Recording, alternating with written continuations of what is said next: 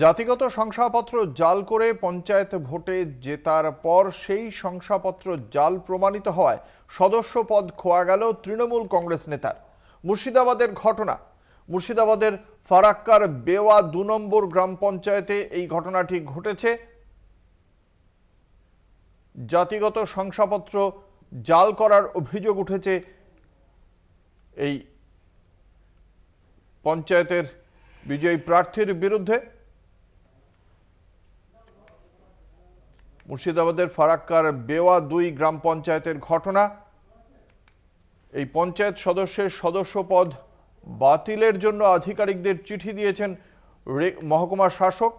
স্থানীয় সূত্রের খবর, পঞ্চায়েত নির্বাচনে ১৭ আসনের বেওয়া ২ পঞ্চায়েতে ১২টি আসন থেকে জয়ী হয় তৃণমূল, ৩টি আসন থেকে জয়ী হন সিপিএম প্রার্থীরা। একটি করে আসন পায় বিজেপি ও নির্দল। ভোটের ফলাফল প্রকাশের পর বাম নেতারা অভিযোগ জানান, রেখা খাতুনের জাতিগত শংসাপত্র ভুয়ো। যদিও তিনি সংরক্ষিত আসনে লড়ে ভোটে জিতেছেন।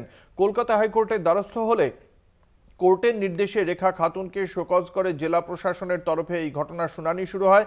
যদিও তিনি কোনো দুর্নীতি করেননি বলে দাবি রেখা খাতুনের।